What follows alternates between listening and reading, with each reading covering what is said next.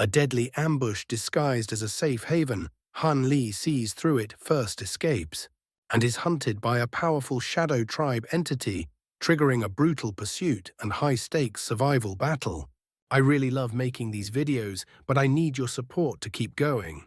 Please like or become membership on your phone so I don't have to give up on this dream. These were none other than the lightning beads refined by Han Li, and he had released 4 of them in a single motion. Each bead had been crafted using lightning-attributed inscription techniques, granting it power comparable to a full-force strike from a spatial tempering cultivator. Moreover, the energy within them carried a pure lightning attribute, which made their destructive force especially formidable. It seemed that his decision to use them had been correct. If those treasures had not delayed the giant lizard and the thousand-eyed giant, even with his thunderstorm wings, he would not have been able to escape. After the spirit fruits were taken, both the massive lizard and the thousand-eyed giant fell into a furious rage, yet they were temporarily restrained within the explosions of the lightning beads. Long Dong and the others were likewise startled by the overwhelming might of Han Li's attack. However, without hesitation, they each activated their movement techniques and fled in high spirits. At the same time, they employed concealment techniques to obscure their presence. As a result, the surrounding area was soon emptied of all traces, leaving only the 2 spatial tempering stage beings trapped within the lingering explosions. Han Li advanced at full speed, with his thunderstorm wings vanishing into the distance after only a few flashes. To further ensure his safety, he expelled a mouthful of blood essence and activated his blood shadow evasion technique, pushing his speed to an even greater level. After expending considerable effort to break free from the explosions, the giant lizard and the thousand-eyed giant released a series of thunderous roars upon discovering that all 5 cultivators, along with the xianxia dragon fruits, had already disappeared. Several hours later, a dull rumble of thunder echoed above a mountain peak tens of thousands of kilometers away. Immediately afterward, Han Li emerged from a burst of azure and white lightning. He glanced behind him, and a faint smile appeared. The task had been dangerous, and he had expended significant effort, but he had ultimately secured the spirit fruits. As a precaution, Han Li released his spiritual sense and carefully scanned the surroundings. After confirming that there were no abnormalities, he descended onto the summit. With a flick of his wrist, a jade vial appeared in his hand. He poured out 2 crimson pills and consumed them without delay. Although the blood shadow evasion technique had only been used briefly, the primordial world was filled with danger. Maintaining peak condition at all times was the safer choice. After swallowing the pills, a cool and refreshing stream of energy began to circulate through his meridians. Han Li's expression relaxed slightly as he produced a jade box, clear and translucent like ice. He carefully opened it, revealing a cluster of vibrant, fist-sized purple fruits. He examined them closely, his gaze steady and unmoving. Then he picked up one fruit between his fingers and inspected it in detail. After a moment, he exhaled softly and gave a small nod. These were indeed xianxia dragon fruits. This type of spirit fruit was one of the rare spatial tempering stage ingredients capable of producing seeds, making it possible to cultivate and reproduce. It was a spirit medicine he had long desired, which was why he had been willing to take such a risk. Now that the fruits were in his possession, a faint smile finally surfaced on his face. If he could obtain another ingredient known as soaring cloud glue, then refine it together with these fruits and several auxiliary materials, he would be able to produce soaring dragon pills, items highly coveted, even among spatial tempering cultivators. A trace of anticipation flickered in his eyes. However, his brows soon furrowed slightly. He turned toward a certain direction, and his expression returned to calm neutrality. Moments later, a streak of white light approached from afar. After a few flashes, it arrived above him and dissipated, revealing a young man. It was Long Dong. His yellow scale armor had already disappeared. As his gaze fell upon the spirit fruits in Han Li's hands, his expression immediately brightened with delight. "Ha ha ha, your abilities are truly remarkable. To think you could seize the fruits from those 2 formidable beings. Let me see if they are truly xianxia dragon fruits." As soon as he landed, he began walking toward Han Li. "There's no need to hurry, Brother Long. We can examine them together once the others arrive," Han Li replied with a faint smile. Spiritual light flickered in his hand, and the jade box vanished. A barely perceptible trace of killing intent flashed through Long Dong's eyes, but it quickly faded as he seemed to recall something. His expression relaxed. "You're right, fellow Daoist, Han. I was too impatient." With a smile, he moved to a large rock over 100 feet away and sat down cross-legged. Han Li remained where he stood, hands clasped behind his back, quietly waiting. Soon after, Xiao Hong and the white-browed young man arrived. Both were pleased to learn that Han Li had successfully secured the fruits. However, as one person was still absent, they suppressed their excitement and followed Long Dong's example, sitting down in meditation. 15 minutes later, just as doubts began to arise about Ye Ying's situation, a sphere of golden light shot toward the mountain and landed nearby. "Apologies for the delay, fellow Daoists. While passing through a forest, I came across a myriad-year green spirit wood. It took some time to extract it," Ye Ying said with a smile. "Myriad-year green spirit wood. That is an excellent material for refining wood-attributed treasures." "You were fortunate, fellow Daoist," Ye Xiaohong remarked with some surprise. "Hey, you give me too much credit, Sister Xiao. Compared to zoysia dragon fruits, it is nothing." "Brother Han, you obtained the fruits correct," Ye Ying replied before turning to Han Li. "I did. You may all come and examine them," Han Li said, nodding, as he summoned the jade box once more and opened it. A faint, pleasant fragrance spread through the air. Everyone focused their attention on the fruits using their spiritual sense to verify their authenticity. "They should be genuine," Xiao Hong said first, a hint of joy appearing on her face. The others soon withdrew their senses as well, nodding in agreement. "Since their authenticity is confirmed, we should proceed with the division. There are 6 fruits in total, which means one will remain after each of us takes one," Han Li said calmly. Everyone frowned slightly. "Dividing 6 fruits among us will be somewhat troublesome, but for now let us each take one first," the white-browed young man said, growing impatient. "That sounds reasonable. Fellow Daoist Han, please distribute 5 fruits first," Xiao Hong added with a gentle smile. Long Dong and Ye Ying had no objections. A faint smile appeared on Han Li's face. Holding the jade box, he first approached Xiao Hong. He picked up a fruit and offered it to her. Xiao Hong immediately took out a wooden box to receive it, her expression filled with delight. However, Han Li did not release the fruit. Instead, he looked at her with a meaningful smile. She paused briefly before understanding. With a flick of her sleeve, a small golden sword bearing 2 talismans appeared in her hand.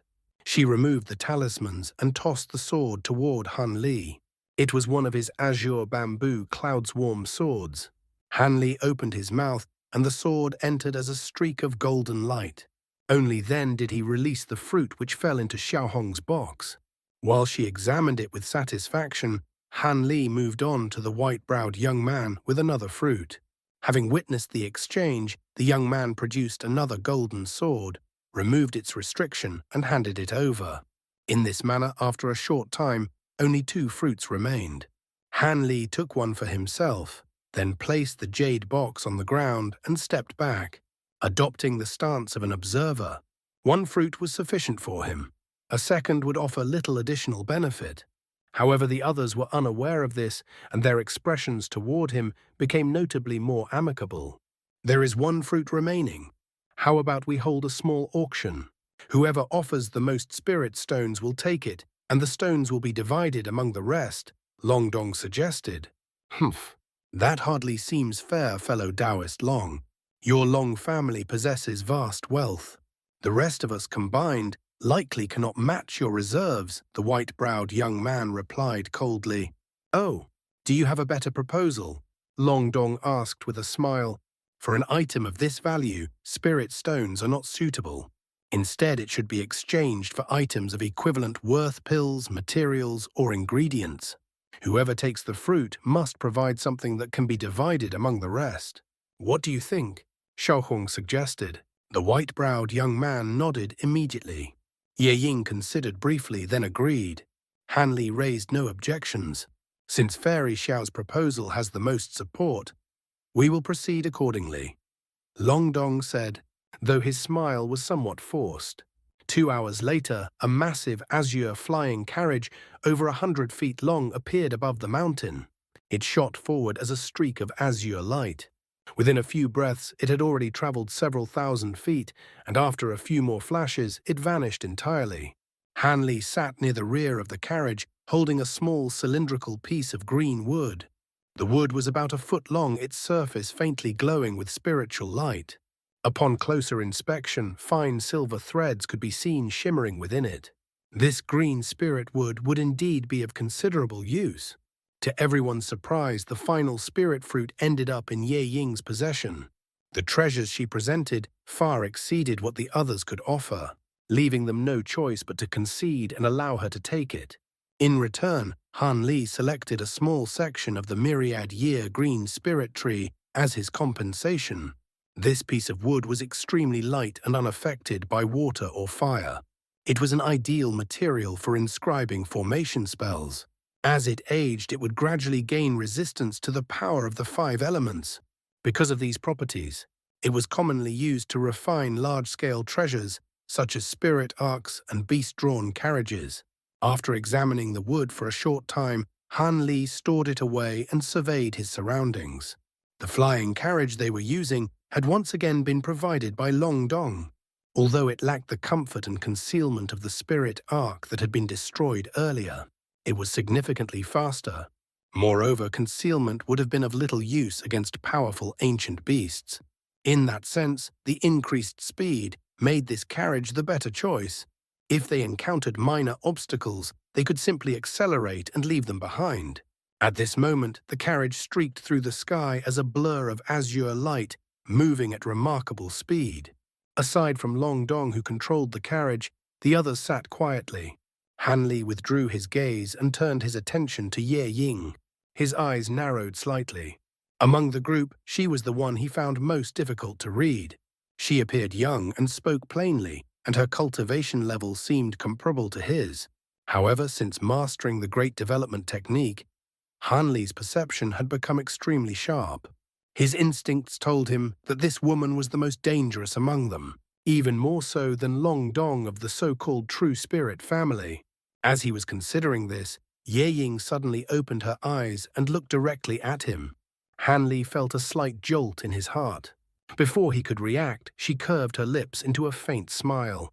He returned an awkward smile and quickly looked away, missing the subtle trace of amusement that flickered in her eyes. Over the next half-month, their journey remained smooth. They encountered no trouble. Everyone felt relieved and quietly hoped the rest of the journey would remain just as uneventful. Several days later, the landscape ahead changed. A vast desert stretched out before them, and waves of scorching wind swept toward the carriage. The white-browed young man showed a hint of surprise. Could we have already reached the Southern Skyline? Yes. This is the Great Southern Desert. It is the most direct route to the territory of the Wood Tribe, Long Dong replied calmly. I've heard of this place, Xiao Hong said with a slight frown. It is said that one cannot bypass this desert. Even though members of the Wood Tribe and Shadow Tribe travel through it, isn't it still too dangerous for us to go straight through? The environment here is indeed harsh, Long Dong replied, but it is still safer than the other 2 routes. On one side lies the Zenith Beast mountain range, filled with high-grade ancient beasts. Even spatial tempering cultivators rarely return from there. On the other side is the Worm Abyss Canyon, where more than 100 powerful worms reside, including several at the body integration stage. For cultivators like us, entering either area would be extremely dangerous. He paused briefly before continuing. As for going around both areas, that would take far too long. It would likely add a full year to our journey. With war approaching, Deep Heaven City would never permit such a delay. I understand, Xiao Hong replied, though her expression remained serious. Ye Ying spoke at this point. I have also heard that this desert serves as a testing ground for the 2 tribes. My elders warned me about this as well, the white-browed young man added. After a moment of thought, Long Dong said, In that case, we should abandon the flying carriage.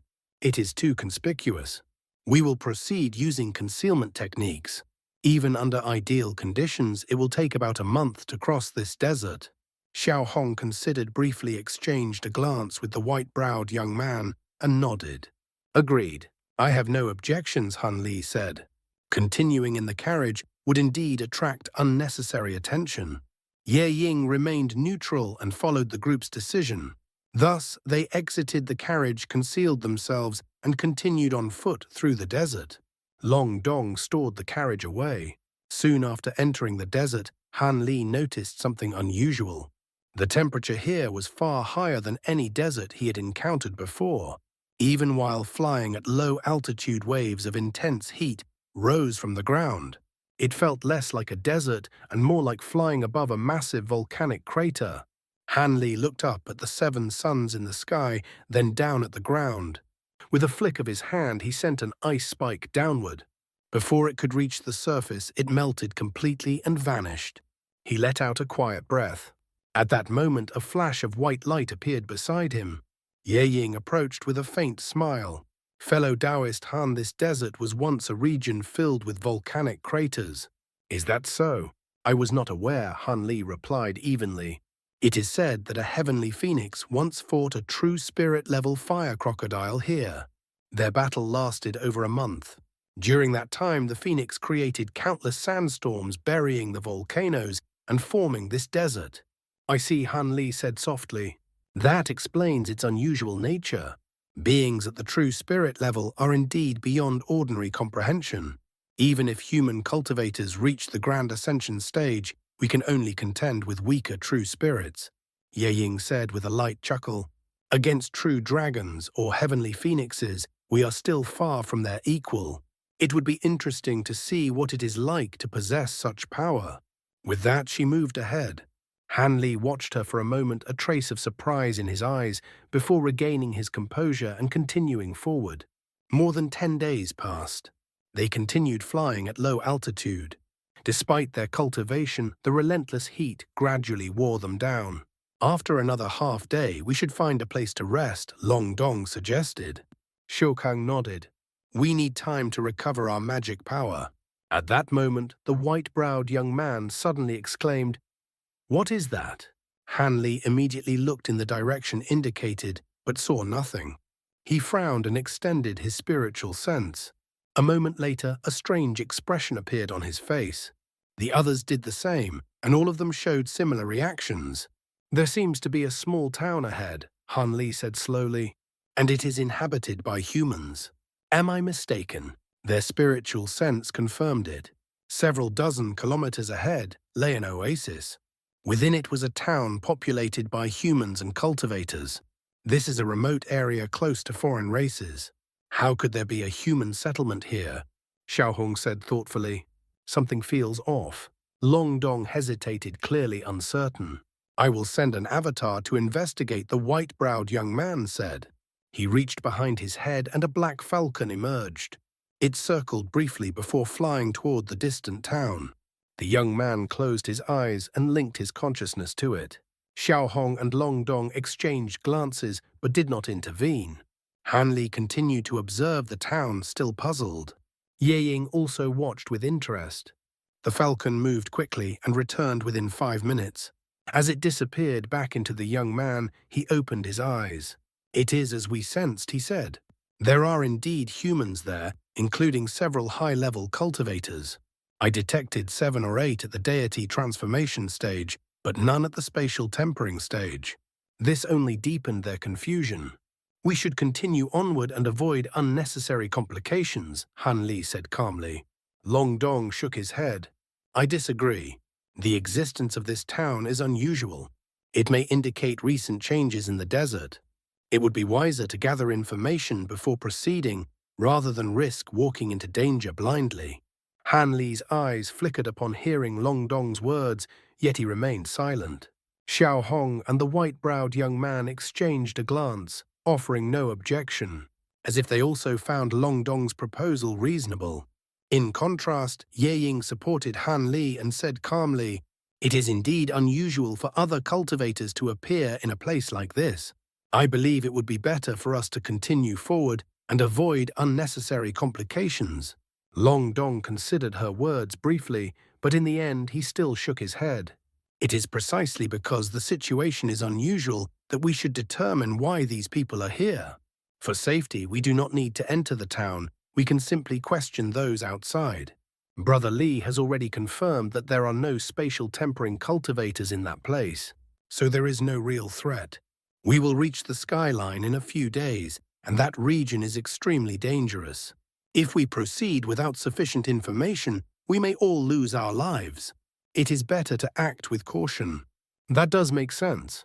Then how about this: we observe the town from a distance for now and avoid revealing ourselves. If we discover anything that requires further investigation, we can act accordingly, Xiao Hong suggested, offering a compromise. That is acceptable. Long Dong nodded. Han Li stroked his chin, while Ye Ying gave a faint smile. Neither spoke further. Thus the group concealed themselves once again and silently advanced toward the small town. Although they deliberately reduced their speed to maintain stealth, their cultivation allowed them to cover several hundred kilometers in a short time. At first, the oasis appeared as a faint patch of green on the horizon. As they approached, they realized it was quite expansive. Shrubs of varying heights spread across the area, and at its center lay a lake with a radius of several kilometers. Beside the lake stood a small town enclosed by white stone walls several dozen feet high. At the front was a massive gate over 100 feet wide, guarded by a dozen cultivators in yellow robes, all at the foundation establishment stage. Outside the town near the lake, mortals without any magical power moved about in a bent posture, seemingly tending to crops. Han Li paused in mid-air and quietly extended his spiritual sense toward the town. Long Dong and the others also halted, each employing their own detection techniques. The inhabitants are all human. Both mortals and cultivators appear normal. There are quite a number of cultivators inside, around 7 or 8 at the deity transformation stage. As for spatial tempering cultivators, either there are none, or they have concealed their auras. Xiao Hong concluded after a moment. Everything does seem normal. Has anyone noticed anything unusual? Long Dong asked after a brief silence. There are no visible restrictions or formations. The only notable point is that the temperature there is significantly cooler than the surrounding area. The white-browed young man replied, "That is somewhat unusual, but the existence of an oasis here is already extraordinary." It does not necessarily indicate anything, Xiao Hong said thoughtfully. At that moment, an unfamiliar voice suddenly sounded above them. "There is no need for such speculation. Why not visit our town and see for yourselves?" Everyone's expressions changed instantly. Without hesitation, they scattered and retreated several hundred feet before looking up cautiously. Only then did they notice an elderly Daoist priest in purple robes standing in the air above them. He gazed down with a gentle expression. What shocked them most was his cultivation. He was at the mid-spatial tempering stage. If he were not human, they would have already fled. Long Dong looked at him, a trace of disappointment mixed with surprise in his eyes. "We pay our respects, senior. May I ask who you are and why you're here?" Xiao Hong asked cautiously. "So you are from the Black Phoenix race. I am Master Purple Cloud, and I built this town. I can see that you are confused, but this is not a suitable place for discussion. Why not come into the city and we can speak there?" The elderly Daoist said with a smile, gesturing invitingly. "Master Purple Cloud." Xiao Hong was startled that he had immediately identified her origin. She exchanged a wary glance with Long Dong. Neither had ever heard of this name, and both were hesitant. Sensing their caution, the Daoist smiled gently. "There is no need to be overly guarded. I have lived in seclusion for many years, so it is normal that few have heard of me. You are heading to the skyline, are you not? If so, it would benefit you to hear some advice. There have been recent changes there. Proceeding without knowledge could be dangerous." His words did not fully dispel their caution, but it eased slightly. Upon hearing that something had indeed occurred at the skyline, their expressions shifted subtly. Since Senior has extended such a kind invitation, It would be impolite for us to refuse, Long Dong said after a moment. Although he no longer wished to enter the town, he could not reject a spatial tempering cultivator so directly. Han Li and the others naturally did not oppose him and agreed as well. Master Purple Cloud's smile deepened as he led them toward the city gate. The group followed behind him.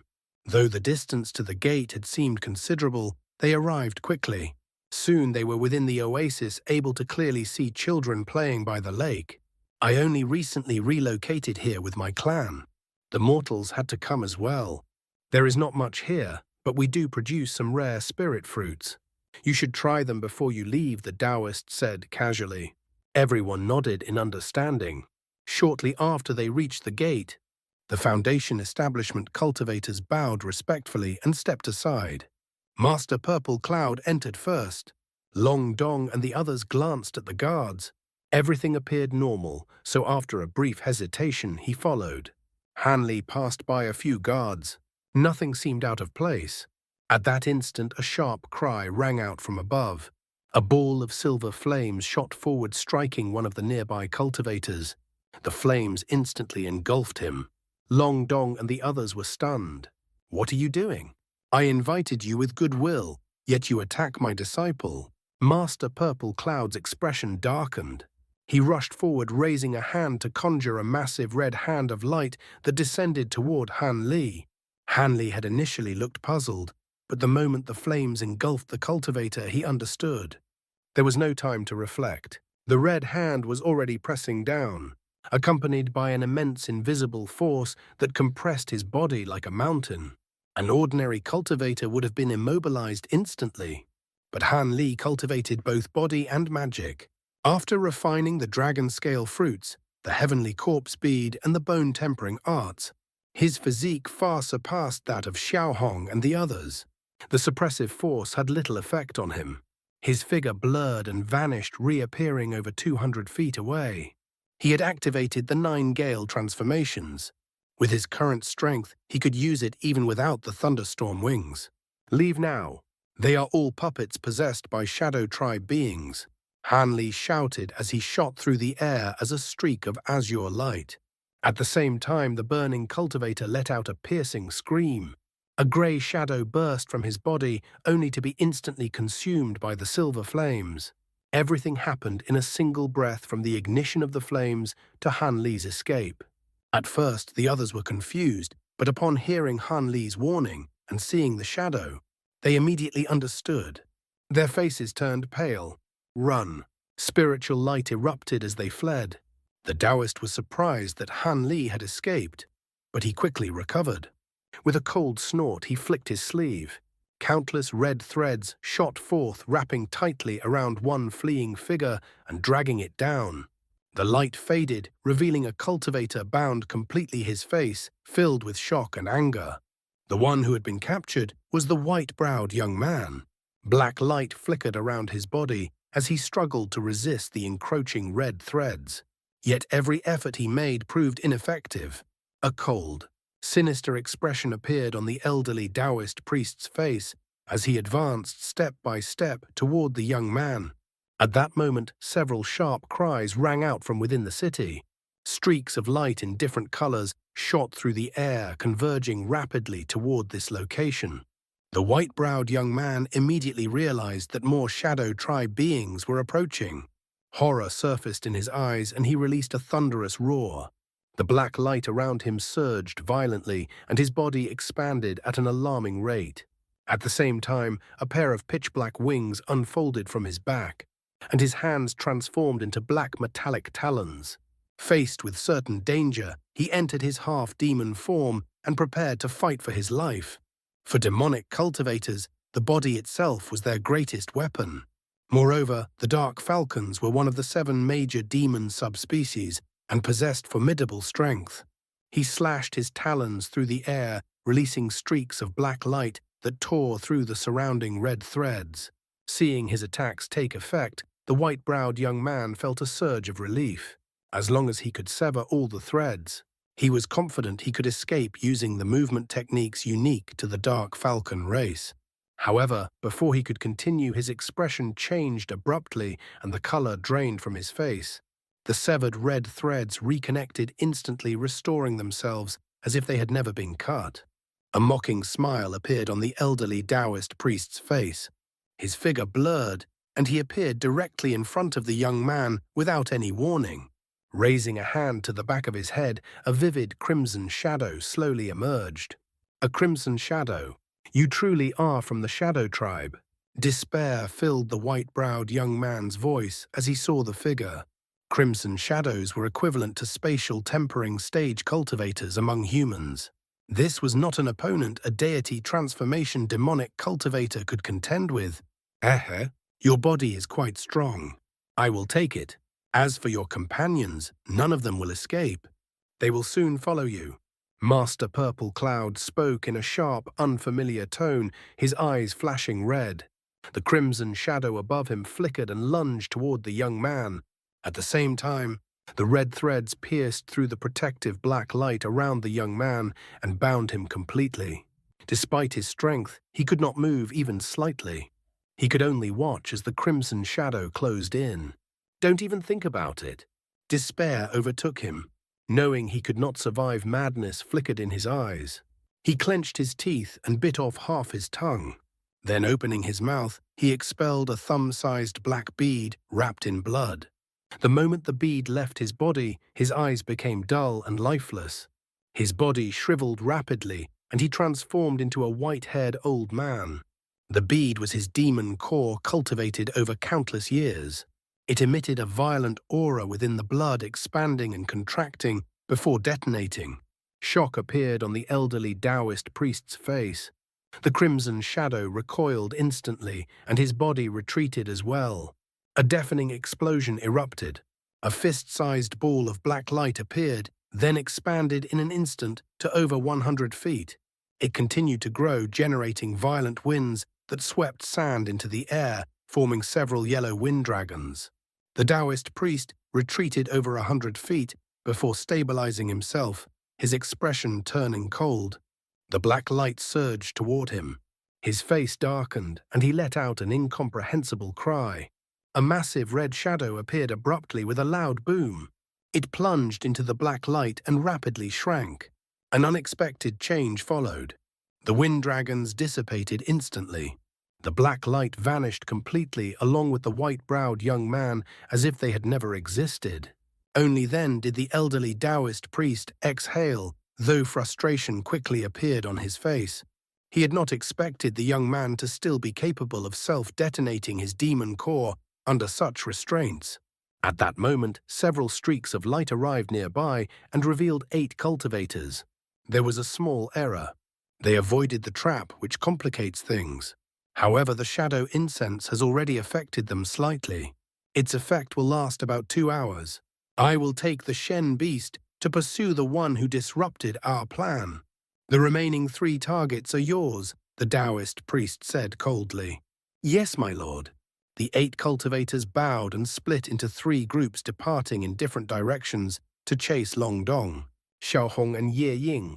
The Daoist priest did not move immediately. Instead, he released a piercing, ghastly roar that echoed through the sky and caused the air to tremble. He waved his sleeve toward the city gate. Dozens of grey shadows emerged from the bodies of the Foundation establishment cultivators and flew into him. Those cultivators collapsed immediately. Then a strange transformation occurred.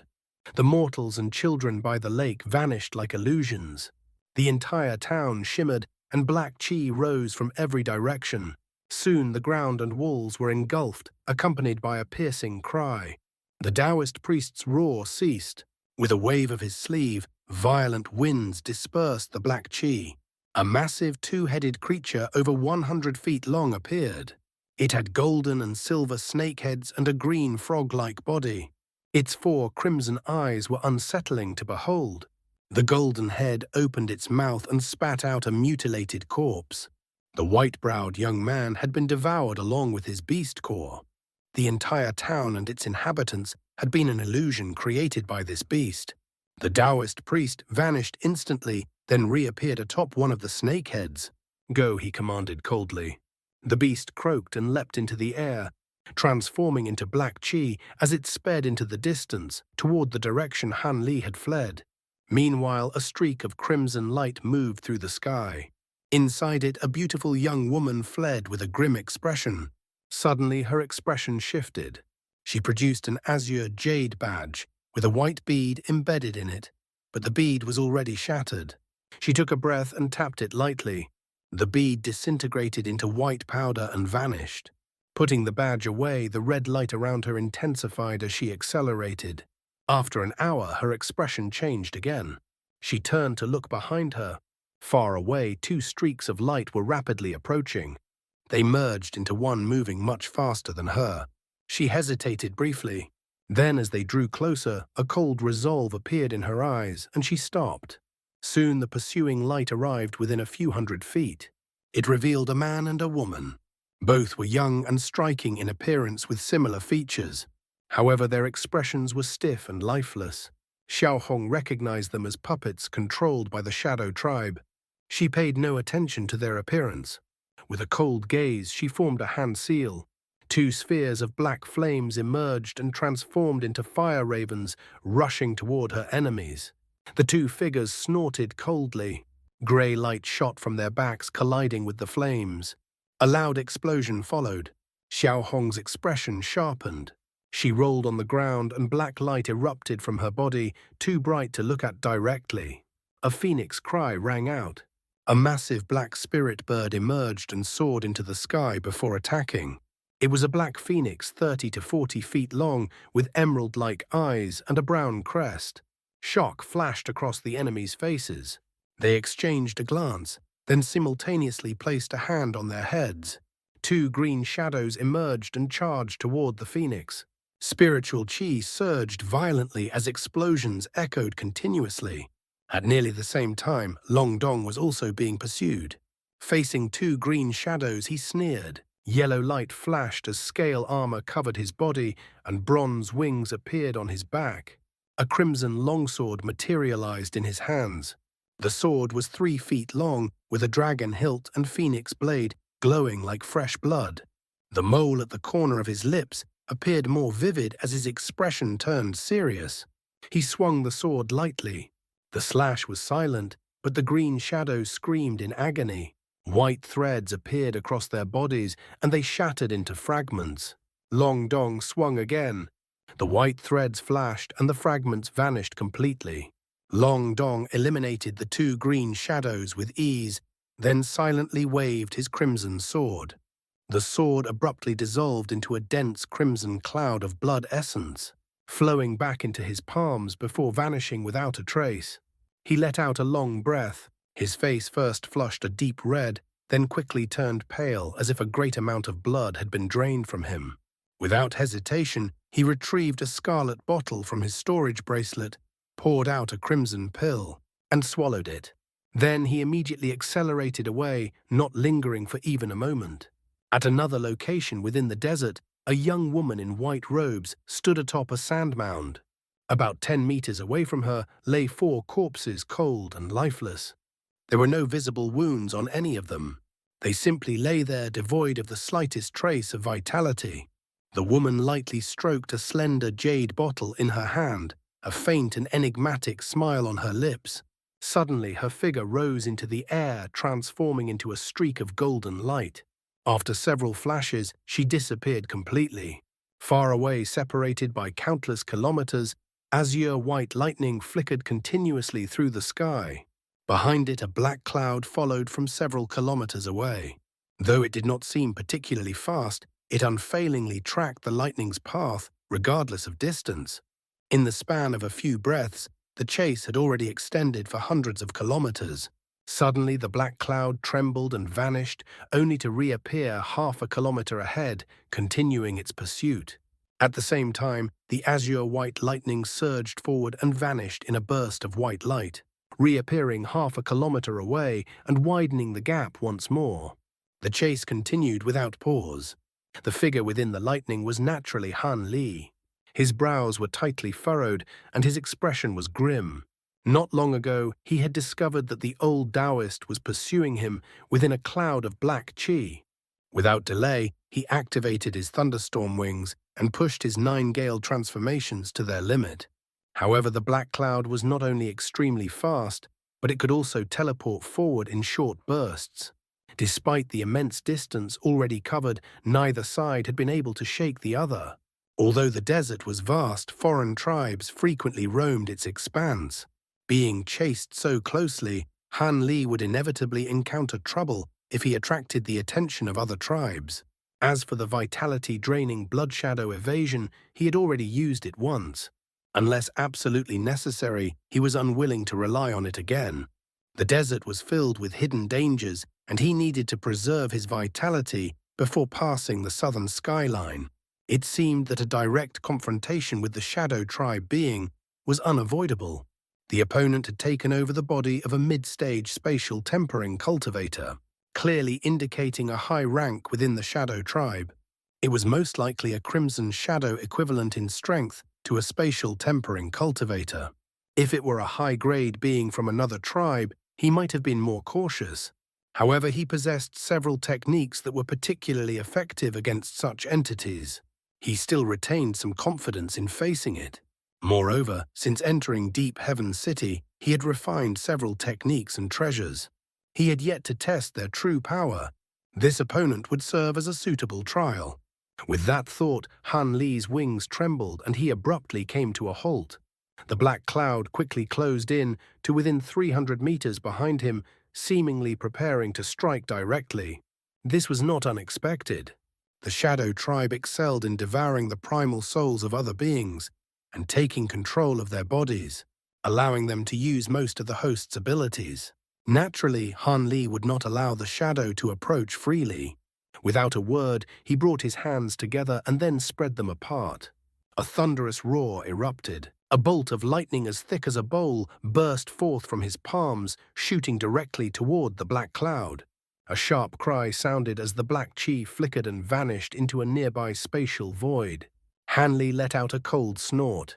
A crimson slit suddenly opened on his forehead, revealing the Law Destruction Eye. A streak of black light shot out and disappeared in an instant.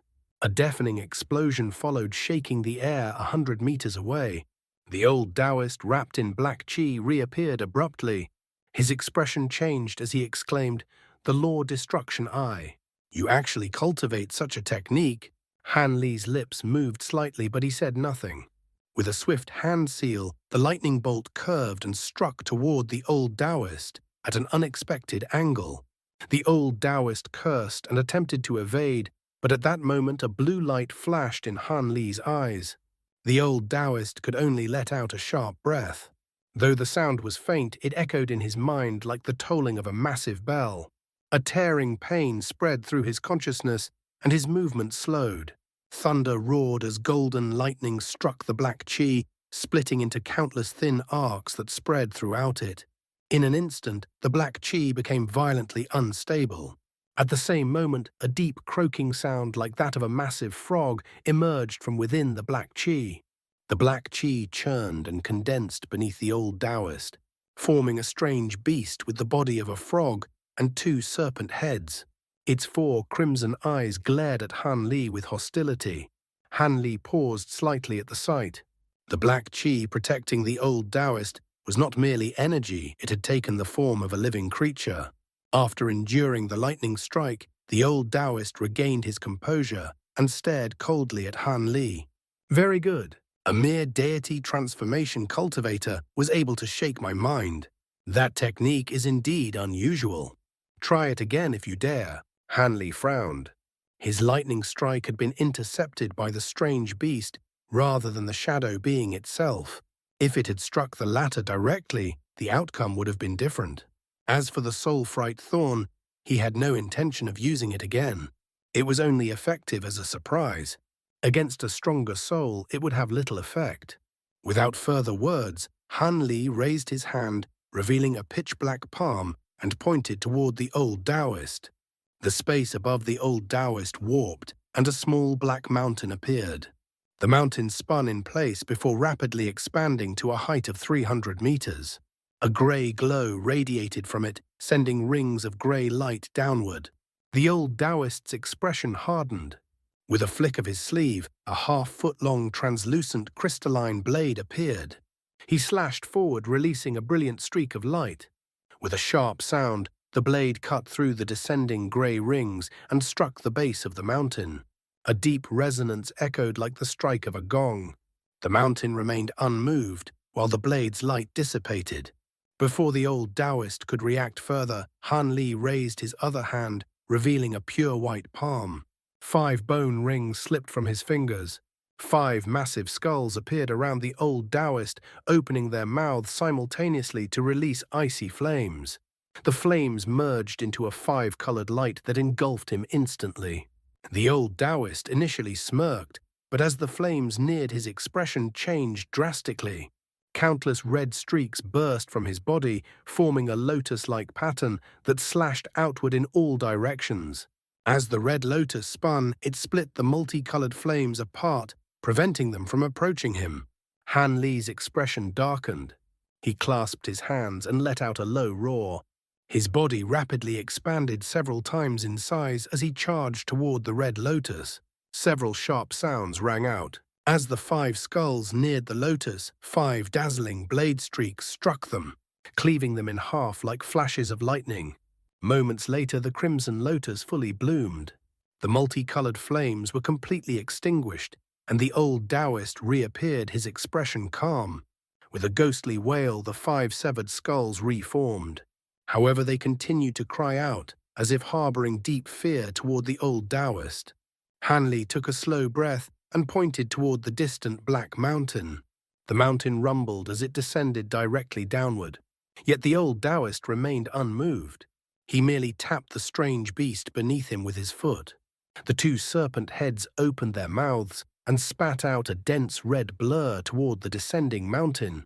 With a violent crack, the mountain trembled and was knocked aside. Han Li narrowed his eyes, his expression growing increasingly grim.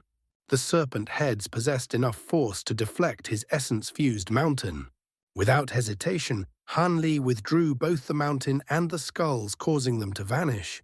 Black and white light flickered across his palms as his hands returned to normal. "Her brat, you possess quite a few treasures. But relying on such meager magic power to face me is nothing but delusion. It seems you have no other methods left. Hand over your body," the old Daoist said impatiently. Yet he did not advance. Instead, the serpent heads let out a sharp cry. Invisible waves spread outward, covering several kilometers. Rainbow light flickered in the surroundings. Soon, countless phantom images of rare beasts began to appear, some as large as hills, others only 10 meters long. Each exuded a fierce aura. They surrounded Han Li from all directions, their eyes filled with hostility as they fixed their gaze upon him. An illusion technique. When Han Li saw this, his heart stirred with surprise. However, his expression remained unchanged as he flicked his sleeve. Dozens of small golden swords immediately circled around him like fish, each expanding to a foot in length in the blink of an eye. With a single thought, he directed them, causing each sword to split into several identical copies. The swarm rapidly multiplied. Golden light flooded the air. The streaks of swordlight wove through the surroundings, cutting down every beast within a 100-meter radius. Blood-splattered howls rang out, and corpses piled up around Han Li. His brows tightened slightly. Whether through the feedback from his swords or his own vision, everything appeared real. He could not distinguish any difference between illusion and reality. Despite his uncertainty, his expression remained calm. The sword swarm continued to sweep outward, maintaining a protective barrier around him. Standing atop the Shen beast, the old Daoist revealed a faint, peculiar smile. Countless beasts seemed to surround Han Li. Under the sharp brilliance of his sword light, several hundred were slain in an instant. Yet strangely, the corpses did not fall. Instead, they floated in mid-air, causing the stench of blood to grow heavier and more suffocating. Soon, just as Han Li sensed something was wrong, the Shen beast let out a low cry. The severed corpses suddenly transformed into dense black fog surging beneath him. The hundreds of sword lights continued to circle around Han Li, occasionally slicing through the fog. However, as more of the black mist entangled with the swords, their movements gradually slowed. At the same time, the Shen beast's massive body blurred. Wrapped in a streak of black chi, it silently shot forward and vanished into the fog. In the next instant, two long crimson shadows shot out from the mist. In a flash, they appeared directly before Han Li, one aimed at his head, the other at his chest, both striking with extreme speed. If not for Han Li activating all of his defensive techniques, including his bright sight spirit eyes, relying solely on his spiritual sense would not have been enough for him to react in time. His expression sank slightly. Without summoning any magic treasures, a golden glow flashed across his face as his hands moved in a smooth, seemingly slow motion. Both hands turned into a radiant gold as if cast from solid metal. Bang, bang. His hands seized the two crimson tongues. At once a tremendous pulling force surged through his arms.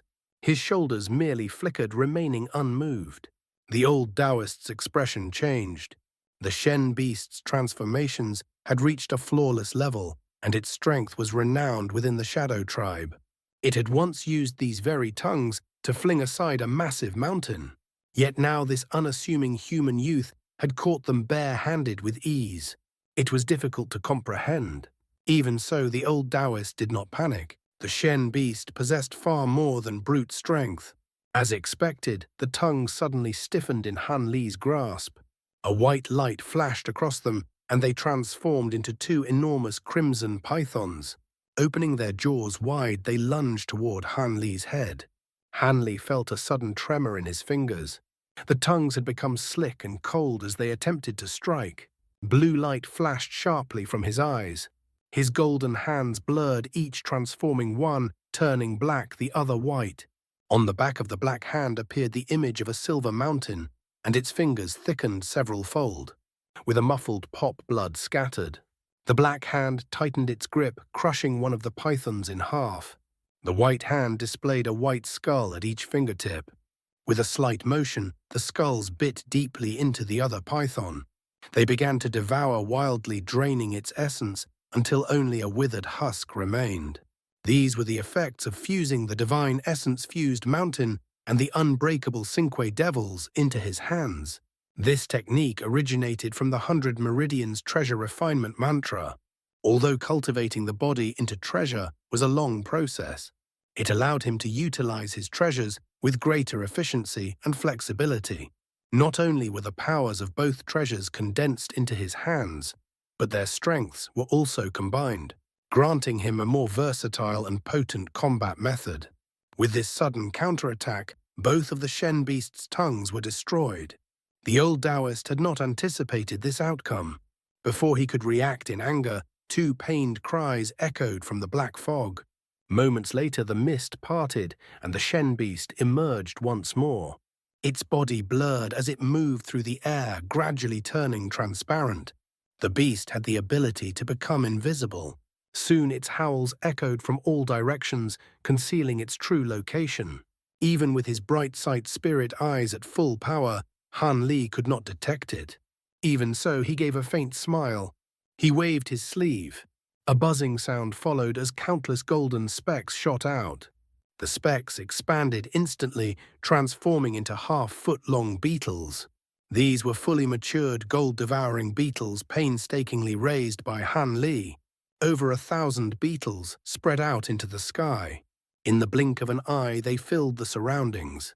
Several collided with the invisible Shen beast, exposing its position. Without waiting for a command, the beetles surged forward, forming a dense swarm that engulfed it. The Shen beast cried out in pain. With a muffled burst, its body dissolved into black mist and attempted to escape. Ordinary insects would have been powerless against such an intangible form. However, something unexpected occurred.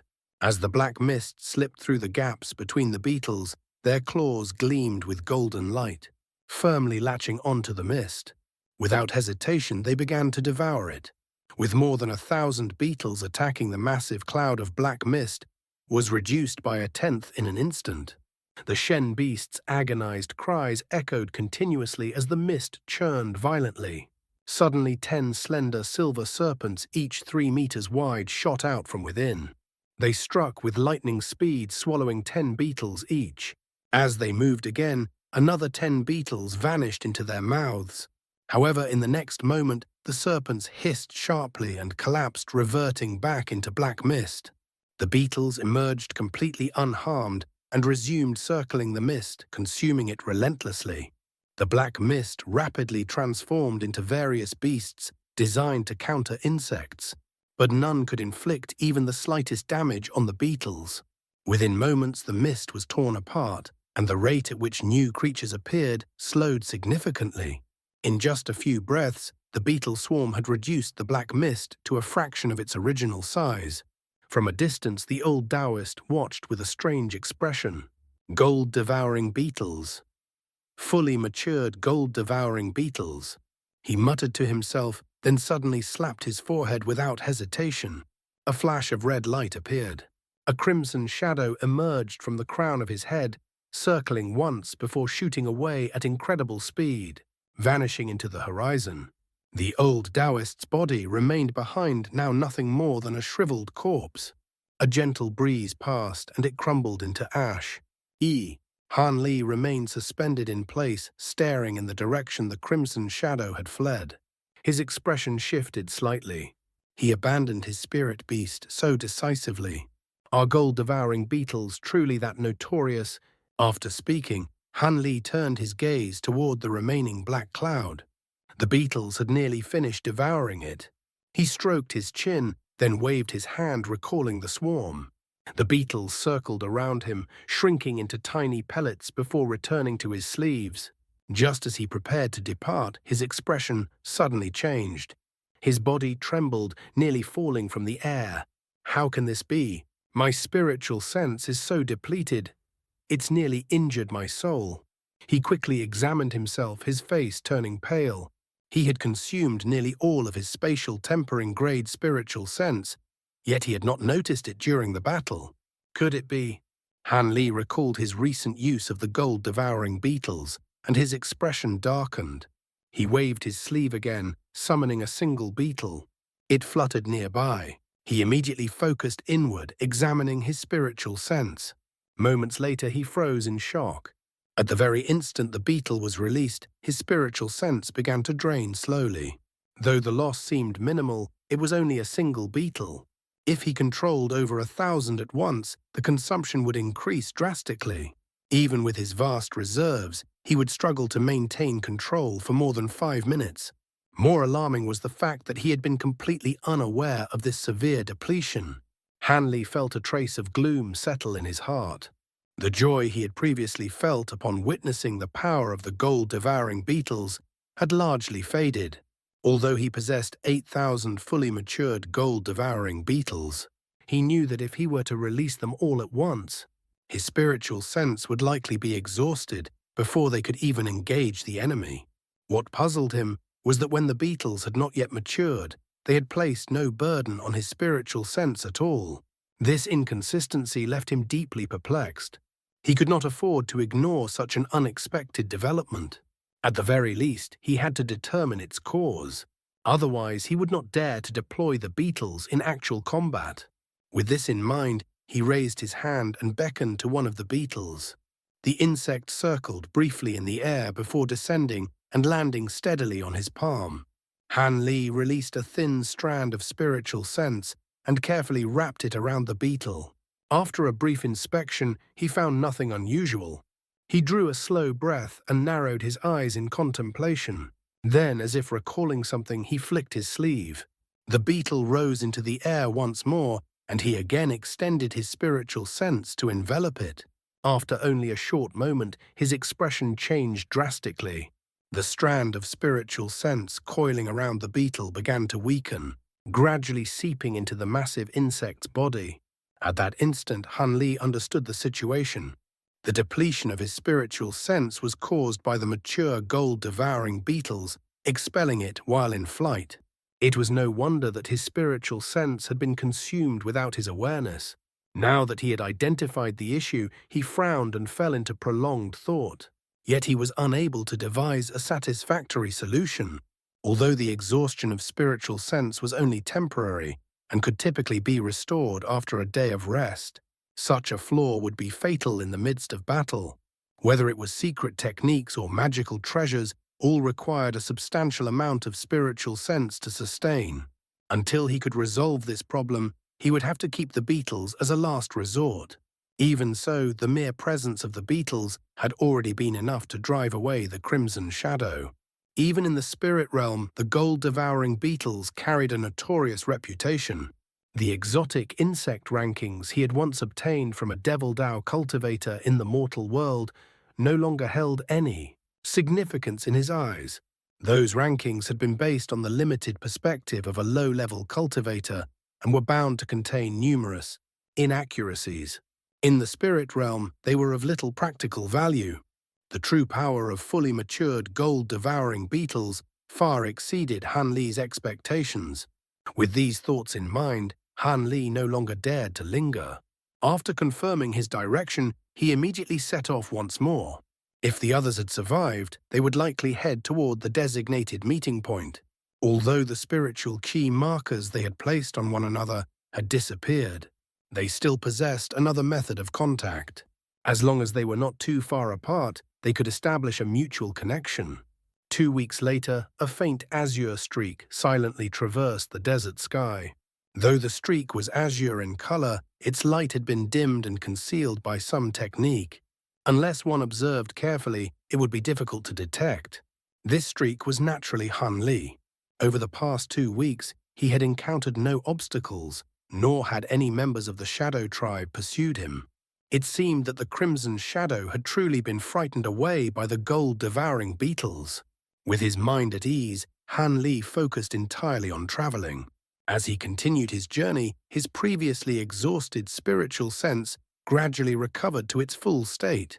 At that moment, he was idly turning over a glossy jade bottle in his hand. The words "Earth Cleansing Pill" were engraved upon its surface in ancient script. Inside were all the earth cleansing pills granted to him by Deep Heaven City. This had been one of the rewards for undertaking the dangerous mission. According to their agreement, as long as he assisted in completing the mission, he would be granted full freedom. Not only him, but all ascended cultivators who accepted such dangerous missions were provided with a sufficient supply of earth-cleansing pills. However, to prevent them from abandoning the mission or acting half-heartedly, a powerful restriction had been placed on the bottle. If one attempted to break the restriction by force, the bottle would shatter, destroying the pills within. Only after completing the mission would they be given a myriad distance talisman to jechu the restriction, and even then, it would require multiple layers of verification. Han Li gently stroked the bottle for a moment, and his expression shifted slightly. A flash of spiritual light passed through his hand, and he stored the bottle away. At some unknown moment, a flock of enormous cranes had appeared ahead of him. Their wings were pale yellow, and each had several purple warts on its head. The birds quickly noticed Han Li and began screeching sharply as they dove toward him from different directions.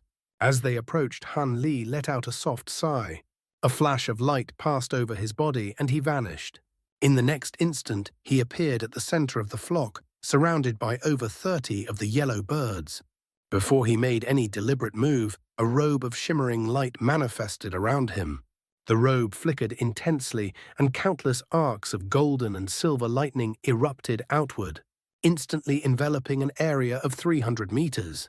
With a thunderous roar, the lightning surged violently, reducing all nearby birds to nothing in an instant. The surrounding air became completely clear. Han Li cast a calm glance around him, his expression unchanged before continuing on his way. Massive half-broken pillars and the remains of stone walls several meters high stood scattered across the area. Despite the erosion of countless years, they remained upright, clearly remnants of something far from ordinary. At the center of these ruins, a woman in black robes sat leaning against a wall. Nearby, a young man in purple robes paced back and forth. Both remained silent, their expressions solemn. They were Xiaohong and Long Dong. The young man's appearance was unremarkable. It seemed that he had already recovered from the heavy loss of blood essence he had suffered while escaping pursuit. Whether this was due to medicinal aid or some secret technique was unclear. Under normal circumstances, such recovery would have required at least several years. After a short while, both of them sensed something and simultaneously raised their heads toward the sky. A golden blur appeared silently in the distance, flying toward them. After flickering a few times, the light faded, revealing a young woman dressed in white robes. Senior sister, Xiao fellow Daoist. Long have you been waiting long? It seems you are both unharmed, the young woman said with a light laugh. There was not the slightest sign of injury on her. Xiao Hong forced a faint smile while a trace of relief appeared on Long Dong's face. The young man sighed softly. I knew Lady C was clever enough to avoid danger. There are still 2 others who have yet to arrive. That day, I fear Brother Li suffered greatly after being captured. As for Brother Han, there has been no contact from him. I worry that something may have happened during the Shadow Tribe's pursuit. The white-robed woman pressed her lips together, her gaze flickering slightly, but ultimately chose to remain silent. She descended slowly from the sky and stood before them. In a calm tone, she said, Brother Li may only have been captured. As for fellow Daoist Han, he is not so easily dealt with. We may as well wait a few more days. Xiao Hong spoke flatly. Wait a few more days. This period marks the weakest phase of the Southern Skyline sandstorm. If we miss it, we will lose too much time. At most, we can wait 2 more days. 2 days should be sufficient, the white-robed woman replied without further comment, readily agreeing. She then moved to a clean corner and began meditating. Half a day passed. A faint buzzing sound suddenly echoed from the sky, drawing the attention of all 3 cultivators. Their expressions shifted slightly as they exchanged glances. Long Dong said, I will activate the location plate. Good Brother Han is unharmed. He flicked his sleeve and an azure formation plate appeared in his hand. After striking it with a spell seal, it emitted a bright glow. He then closed his hand and the plate vanished. With that, he stood upright, his hands clasped behind his back. Several hours later, an azure streak appeared silently in the distance. After flickering a few times, it arrived before them. The light dissipated, revealing Han Li. Long Dong smiled. Brother Han, it is good to see you safe. It is fortunate that we all managed to escape the Shadow Tribe's ambush. Han Li swept his gaze over them and gave a slight smile. It is also fortunate that you are all unharmed. Xiao Hong spoke calmly. Since Brother Han has arrived, we should depart. If we delay, we may once again become entangled with the Shadow Tribe. Long Dong nodded. Fairy Xiao is correct. This is not a place to remain for long. Han Li and the white-robed woman voiced no objections. Half a day later, the group set off traveling with caution and focus. They flew for thousands of kilometers before a massive storm gradually came into view. It churned violently, its power evident from afar. Without hesitation, the group entered the sandstorm. They were immediately surrounded by swirling yellow dust and countless streams of raging wind. Had it not been for the protective light surrounding their bodies, the force of the storm would have likely forced them to the ground. After traveling straight for nearly 1,000 kilometers, Long Dong, who was leading the group, suddenly came to a halt. Soon after, his voice transmission sounded in their minds. We have arrived. This is the Southern Skyline. Hey, without the 2 wind-steadying beads provided to us, even spatial tempering cultivators would hesitate to enter this place. With them we can proceed safely. However, everyone must remain cautious of the windworms that inhabit this region. If we are careless, we may encounter one despite the vastness of the Southern Skyline. Xiao Hong added with a serious expression. In addition, fellow Daoists must be wary of other potential dangers. The Shadow Tribe was already lying in wait outside. There is no guarantee they are not present within as well. If we encounter anything, survival will depend on your own abilities. Han Li showed no reaction to their words. A faint blue radiance glowed within his eyes as his gaze pierced through the dense sandstorm, allowing him to see far into the distance. 50 kilometers away, an astonishing phenomenon suddenly came into view. At the very edge of the horizon, there appeared a black sky above and yellow earth below, with a white line stretching endlessly between them. That white line extended as far as the eye could see, seemingly without end. However, due to the great distance, the scene remained indistinct. Han Li raised his brow slightly. and the spiritual light in his eyes faded. At that moment, the group resumed their flight, heading directly toward the location of the phenomenon. Shortly afterward, something unusual came into sight. The black mist churned in the sky, while yellow winds raged below. At the point where they met, a massive channel of white light had formed. The black mist and yellow winds parted slightly, revealing a crack. No matter how much mist or sand surged into it, everything vanished as though swallowed by a bottomless abyss. So that is the Southern Skyline. Quite interesting, the young woman in white robes said with a faint smile. Long Dong observed the scene briefly before speaking in a low, serious tone. Let's move. The sandstorm is at its weakest right now. If we delay a few more days, entering will require much greater effort. With that, he flipped his hand, revealing an azure bead about the size of a fist.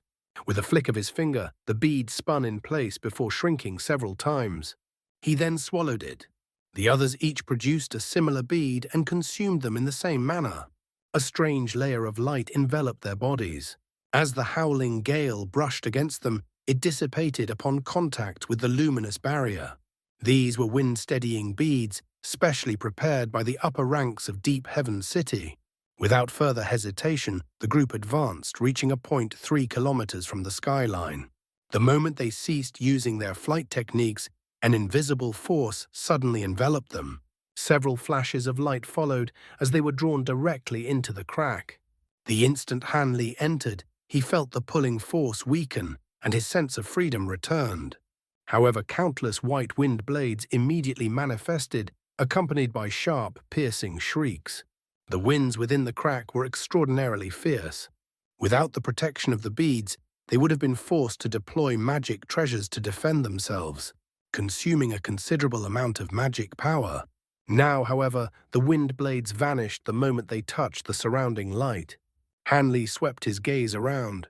He quickly realized that his spiritual sense was completely confined within his body. Only his bright sight spirit eyes remained effective, allowing him to observe a radius of about 300 meters. As for the others, they had already disappeared from his sight. His brows furrowed slightly. Without hesitation, the light around him intensified, and he shot forward as a streak of azure, vanishing into the storm. Several days later, the entrance to the skyline flickered again as 2 streaks of light entered. The light faded, revealing 2 middle-aged cultivators, dressed in embroidered robes. They wore similar attire with purple bands tied around their heads. A sharp brilliance shone from their eyes. Upon closer inspection, their features bore some resemblance to Long Dong.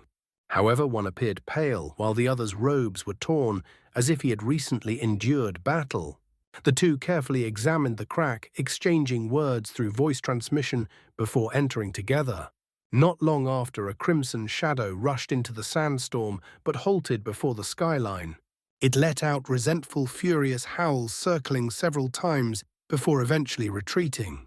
After that, only the howling winds remained. Several months later, Han Li stood alone atop a large stone on a small green mountain, gazing into the distance. About 10 kilometers away stretched an immense, boundless forest. The forest was peculiar. Regardless of the type of tree, their leaves bore faint black patterns. From afar, this caused the entire forest canopy to appear a mixture of black and green. This was Han Li's destination, the outermost border of the Wood Tribe's territory, known as the Black Leaves Forest. After observing it for a long time, Han Li withdrew his gaze, his expression thoughtful. His journey through the Southern Skyline had taken considerable time, but it had proceeded smoothly without incident. However, the other 3 had yet to arrive, which caused him some concern. They had either become lost or encountered trouble. He himself had exited the skyline several days earlier and had not seen anyone since. After careful consideration, he decided not to wait any longer and continued forward on his own. Along the way, he encountered a few minor obstacles, including several waves of low-grade tree beings, all of which he eliminated before reaching the mountain. Prior to this, the blood-marked youth and Xiao Hong had already explained the details of their mission. Han Li clearly understood his task. According to their instructions, those dispatched to the Wood Tribe, including Han Li, were all of relatively high status. Their purpose was to infiltrate the Black Leaves forest in secrecy, gather intelligence while remaining concealed, and observe any significant movements within the Wood Tribe. The mission sounded simple, but half the danger lay in reaching the Wood Tribe's territory through the wilderness. The other half was avoiding detection within the forest itself. Among the surrounding tribes, the Wood Tribe had the least interaction with humans. Information about them could only be obtained from observations made within the Black Leaves forest. Without such intelligence, neither humans nor demons would dare to initiate conflict. Han Li waited quietly for a full month, but no one else arrived. The deadline for beginning the mission drew ever closer. With time running short and the possibility that the others had encountered difficulties, he could no longer remain idle. After prolonged thought, Han Li raised his head and looked toward the sky. The 4 suns that had illuminated the heavens for 3 months were nearing their end. Darkness would soon descend. According to the information he had received, the Wood Tribe inherently lacked the 5 traditional senses. When facing enemies, they relied primarily on spiritual awareness. For this reason, the high-grade cultivators who assigned the mission had advised moving at night and remaining concealed during the day. Han Li glanced once more at the distant forest and finally made his decision. Whether the others arrived or not, he intended to proceed. Unlocking the bottle of earth cleansing pills was his priority, and he was prepared to complete the mission alone. Having resolved himself, he sat down cross-legged on the stone and closed his eyes. Several hours later, the sky dimmed. He waited until the forest fell into complete darkness, silent like a predator lying in wait. Then Han Li opened his eyes. In a burst of light, he shot forward. Almost instantly, that light dimmed until it became nearly imperceptible. Forming an incantation gesture, his body blurred, appearing as though it were merely an illusion. In truth, he had already activated a concealment technique while in motion. Under the cover of night, he advanced steadily. Dozens of kilometers passed in silence. About an hour later, he reached the edge of the forest. Given the vastness of the forest, it was impossible to avoid every Wood Tribe presence. Even so, Han Li did not dare to take unnecessary risks. It was said that within the Wood Tribe's territory, there was always a dream-sifting spirit tree. This was the tribe's primary defensive entity. It controlled a certain region, commanded other trees, and possessed various extraordinary abilities. Naturally, each dream-sifting tree differed in the extent of its influence and the number of trees under its command. According to the scouts of Deep Heaven City, the presence of these trees in the Black Leaves forest had already been confirmed. As this forest lay at the outermost edge of the Wood Tribe's domain, the dream-sifting trees here were especially vigilant. Their surveillance ranges were broad, covering many areas. However, they controlled relatively fewer subordinate trees and could only perceive beings at the spatial tempering stage or above. Even so, if an outsider recklessly flew above the forest and evaded detection by the dream-sifting trees, other Wood Tribe entities would still sense them. Thus, Han Li not only concealed his aura completely, but also ensured that no trace remained wherever he stepped. From the moment he entered the forest, he became like an invisible shadow. Relying on the formidable strength of his physical body, he combined the 9 Gale transformations with the smoke-sifting steps, becoming as elusive as a ghost. With each step, his figure flickered, and in a short time, he had already advanced 50 kilometers deep into the forest. As the wind rushed past his ears, Han Li remained calm, quietly analyzing the situation. According to the mission details, if everything proceeded smoothly, he would reach the designated location within 3 days. Once he obtained the required information, the mission would be largely complete. Any further investigation into the Wood Tribe would only be supplementary. In fact, stopping at that point would already be acceptable. He suddenly paused, his figure blurring, before vanishing from atop a large tree. At the same time, heavy footsteps echoed from ahead, slowly approaching. It was clearly a massive creature. By then, Han Li had already concealed himself within dense foliage, remaining completely motionless. Moments later, 2 enormous green ape-like beasts, each nearly 30 meters tall and carrying massive copper prongs, strode past without hesitation. At first glance, the two massive creatures resembled giant apes. However, their green fur was unusually long, and each possessed 3 black eyes. They moved with constant flickering motions, clearly maintaining a high level of vigilance. Hanli observed them calmly as they passed by. Once they had moved a sufficient distance away, his figure blurred and he reappeared beside a distant tree. As he watched them disappear, a trace of confusion surfaced in his eyes. These 2 patrolling beasts were not members of the Wood tribe. Why would they appear within this forest? They displayed clear intelligence, each carrying a large copper prong. Could they belong to some unknown tribe? After a moment of consideration, Han Li shook his head. From what he understood, the Wood tribe was extremely xenophobic. They would never allow foreign tribes to move freely within their territory. Could these be war beasts raised by the Wood tribe? So-called war beasts were simply spirit beasts under another name. Much like humans and demons, foreign races could use secret techniques to control spirit beasts. Some tribes even trained ancient beasts using medicinal methods or other means, allowing them to act independently under command. Naturally, each race possessed different talents. The types of beasts they could tame and control varied. Not all races could subdue the same creatures. The Shadow Tribe's 2-headed Shen beast, for example, was a powerful war beast unique to them.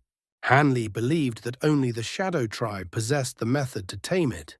As for the Wood Tribe, he had never heard of them possessing any war beasts. Could this be a recent development? Hanli pondered for quite some time before ultimately setting the matter aside. Since the 2 long green-furred beasts had passed by without detecting him, he judged that even if they were formidable, they relied mainly on physical resilience. There was no need for concern. With that thought, Han Li's body blurred and he vanished. A day later, beneath a massive tree deep within the forest, Han Li stood with a slightly darkened expression as he faced 8 long-furred beasts. These creatures differed from the ape-like beasts he had encountered earlier. Not only were they half the size, but their fur was a fiery red. In their clawed hands, they held gleaming black wolf fangs instead of copper prongs. All 8 beasts bared their teeth and stared at Han Li. Han Li let out a faint, cold laugh. Initially, he had assumed that these beasts possessed dull spiritual senses. However, when this group passed near him, they immediately detected his concealment behind a tree and swiftly surrounded him.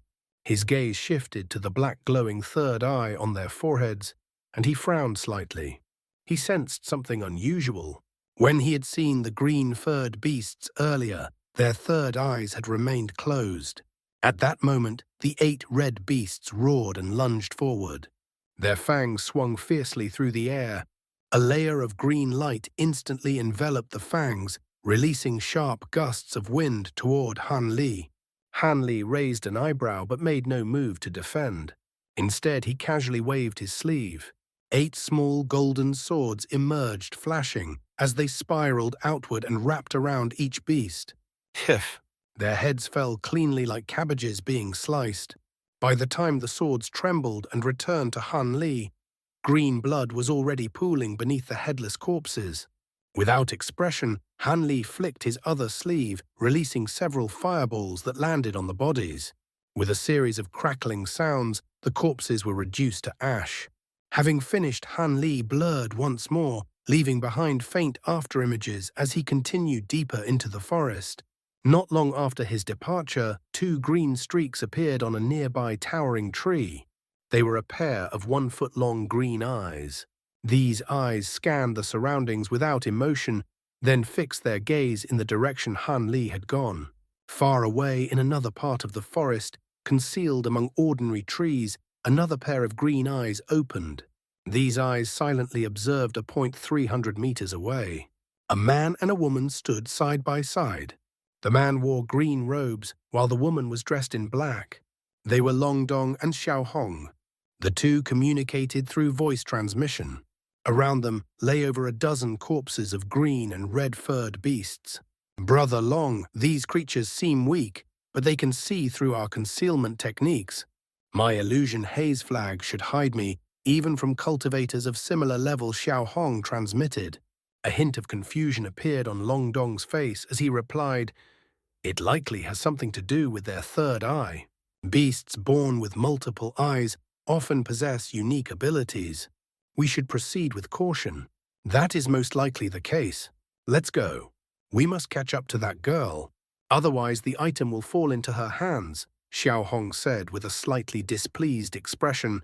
Long Dong gave a strange smile and spoke in a faintly eerie tone.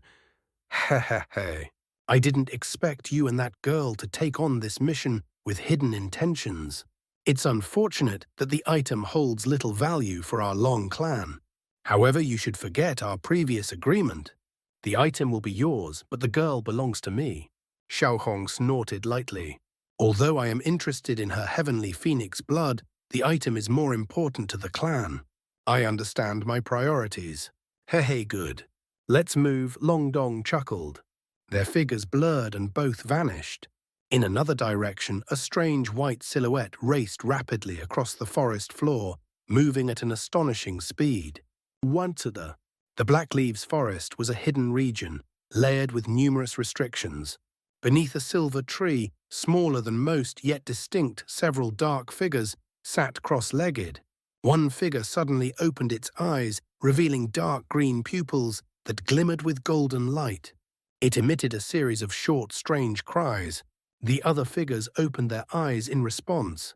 Among them was a figure significantly taller than the rest. It spoke in a deep, dignified tone as if making an inquiry. The first figure immediately lowered itself and responded respectfully. Afterward, the tall figure issued a series of commands. The others rose at once and gathered around the small silver tree. The tall figure roared and pointed toward the tree. A beam of green light shot out and entered its trunk. The silver tree began to tremble. Several silver eyes opened across its surface. At the same time, it released beams of silver light, each the size of a bowl, striking the surrounding figures. As the light enveloped them, their forms blurred and vanished. Han Lai remained unaware of these events. He continued to move stealthily through the forest. His journey became unexpectedly smooth. Aside from occasionally encountering long-furred beasts, he saw no other life forms, not even members of the Wood tribe. Although this seemed fortunate, it also made him somewhat suspicious. After brief consideration, however, he attributed it to the vast scale of the forest. Moreover, the mission was tied to obtaining the earth-cleansing pills he urgently needed. Having come this far, he could not abandon it. Thus, despite a lingering sense of unease, Han Li pressed forward with increased caution. 2 days later, Han Li stood atop a thin branch, his body as light as a gentle breeze. His gaze was fixed on a hill roughly 300 meters tall in the distance. The hill was sparsely covered with vegetation, and the few trees present were ancient. He observed it for a long while before flipping his hand, producing a pitch-black triangular spell disc. At its center, a faint white light flickered. Han Li lowered his gaze to examine the disc, then looked back toward the hill. He formed an azure spell seal and struck the disc. A surge of black light erupted. A small speck of white light emerged, circling the disc before releasing a thin white thread that pointed toward an ancient tree on the hill. Han Li's eyes shifted slightly. The indicated tree was half-withered, over 100 meters tall. Its surface was charred black as though struck by lightning. The lower half was yellow, while its roots remained green. He studied it briefly, then narrowed his eyes and released his spiritual sense to survey the surroundings. After a short time, he withdrew his sense and opened his eyes, a trace of relief appearing. There was no one else nearby. However, Han Li did not move immediately. After a moment of thought, he waved his sleeve. Several silver beads appeared, shimmering faintly. At the same time, he opened his mouth and released several fist-sized silver firebirds. The birds circled his body, growing to about a foot in length before landing in his palm. Each consumed a silver bead, then flashed and burrowed into the ground. Next, Han Li swept his hand over his storage bracelet, producing a set of azure spell flags. Without a word, he cast them forward. 8 green streaks shot out and vanished around the hill. Han Li continued forming hand seals and softly chanting an incantation. A layer of green light enveloped the hill. but with a final spell seal it flickered and faded from sight. Seeing this, Han Li let out a quiet breath. He leapt down his figure, blurring several times before reaching the edge of the hill. A flash of green light followed. He disappeared. From a distance, the hill appeared entirely ordinary, as if nothing had changed. In truth, that was merely an illusion. Han Li stood upon the hill directly before the half-charred ancient tree. As he looked at it, he recalled what Long Dong and Xiao Hong had said earlier. According to them, if circumstances allowed, they might encounter a spy planted among the humans and demons, from whom they could obtain information too sensitive to record. However, if the situation proved too dangerous and they were unable to come in person, the spy could simply be ignored. Now, after sweeping the area with his spiritual sense, Han Li found no sign that anyone had arrived. In that case, the task was straightforward. As long as he retrieved the item, the mission would be complete. Having reached this conclusion, Han Li extended a finger and lightly swiped it toward the ancient tree. A crackling sound rang out as an azure streak of swordlight shot forward, cleanly splitting the tree in two. Inside, a white jade slip was revealed. A trace of joy appeared on Han Li's face. He reached out, summoning the jade slip into his hand. At that very moment, a muffled sound echoed through the air. A golden streak suddenly pierced through the illusion and shot directly toward the jade slip. Han Li's expression shifted slightly. Without hesitation, azure light flashed from his hand. A large azure hand formed in mid-air and swept toward the incoming golden light. A soft, sweet giggle came from within the golden light. It passed through the azure hand as if it were nothing more than an illusion. The jade slip, which had been flying toward Han Li, abruptly halted. At the same time, a faint white blur appeared nearby. With a swift and precise motion, it seized the jade slip. "Fellow Daoist here?" Han Li narrowed his eyes as he recognized the figure within the white light. It was Ye Ying, the young woman in white robes. "Brother Han, it seems your journey here was quite smooth," the young woman said with a light chuckle, casually flipping the jade slip in her hand. "What do you mean? Did Fairy Ye encounter trouble along the way? After I left the Southern Skyline and reached the forest's edge, I waited for some time, but received no message from any of you. What happened?" Han Li asked, his expression turning slightly strange. "It's simple. Fellow Daoist Long and I encountered a group of windworms in the skyline. We had no choice but to separate. In order to evade them, we changed direction. There were also a few other complications along the way. That is why you didn't see us," the young woman replied with a graceful smile. Han Li felt a faint stir in his heart, sensing an implication behind her words. Just as he was about to inquire further, a streak of green light descended from the sky and rushed toward them. The light dissipated, revealing a man and a woman. They were Long Dong and Xiao Hong. "So it's you. As expected, you arrived first." Both spoke with clear surprise. When Xiao Hong saw that Han Li was unharmed, a trace of astonishment appeared on her face. Long Dong, however, revealed a hint of joy upon seeing the white-robed woman. The young woman glanced at them and said casually, "So it's Brother Long and fellow Daoist Xiao. I wasn't particularly fast. You were simply slow." "Has Lady Ye already obtained the item?" Long Dong asked, glancing at the jade slip in her hand with a faint smile. Xiao Hong's gaze also fell upon the jade slip, and her expression shifted slightly. The young woman let out a light laugh. "That's right. It's already in my possession. In fact, fellow Daoist Han arrived before me, but I still managed to act ahead of both of you." Xiao Hong paused briefly before asking, "Brother Han, was there only one jade slip here?" Han Li's heart stirred, but he calmly nodded.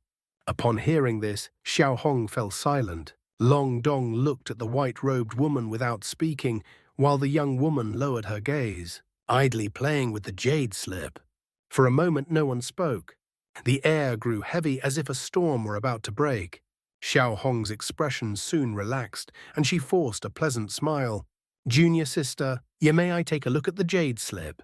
Some of the spies sent to the Wood tribe were from my clan. There may be information relevant to us." The white-robed woman pursed her lips, then smiled faintly. "I'm afraid that won't be possible. To be frank, there were also members of my Ye clan among those spies. Why don't I examine it first and then share the contents with you? Xiao Hong's expression changed drastically. Her smile froze and her gaze turned cold. Long Dong spoke calmly. Since the item is already in your possession, there is no need to linger here. Let's leave this place first and discuss matters after we exit the forest. I agree, the young woman replied. Xiao Hong's lips moved slightly, but she did not object. Han Li naturally had no objections either. The young woman smiled faintly, her bright eyes flickering. Just as she was about to store the jade slip, a silver streak suddenly shot out from the ancient tree behind her, silently and swiftly aiming for the center of her back. Though she was facing away, the young woman let out a cold snort. Her figure blurred and vanished. In the next instant, she reappeared over 30 meters away. However, another silver streak shot up from the ground beneath her. This time her expression changed slightly. Her shoulder flickered, and she shifted 10 meters to the side in an instant, narrowly avoiding the attack. At that moment, the sound of tearing air rang out. A nearly invisible transparent thread shot out from a nearby spruce tree. Its target was not the young woman, but the jade slip in her hand. Alarmed, the young woman tried to withdraw her hand, but she was too late. With a sharp sound, the jade slip shattered into countless fragments. Fury flashed across her face. She grabbed the transparent thread and pulled it forcefully. With a metallic clang, a large transparent beetle was dragged out of the void. The insect was about a meter long, resembling an enormous silkworm, with a pair of cicada-like wings on its back. It struggled violently, trying to escape. The thread it had released appeared to originate from its mouth. The young woman held it firmly in place. At the moment the jade slip was destroyed, Han Li and the others were momentarily stunned. Almost simultaneously, the surrounding ancient trees emitted a green glow. Their illusory forms dissolved, replaced by several green silhouettes, as if they had emerged from within the trees themselves. A tall figure swept its gaze across Han Li, and the others then spoke in a harsh human voice. Hey, I didn't expect it to be hidden there. Without you leading us, we wouldn't have found it. Now our clan will have no future concerns. Han Li examined the figure closely, his eyes narrowing. The figure resembled a human, but its skin was green and its eyes were purple. Aside from that, it appeared largely human. Two of the slimmer figures had feminine forms. They were members of the Wood tribe. What drew Han Li's attention most was the orange belts tied around their waists. The belt of the tall figure was yellow-orange with a silver stripe.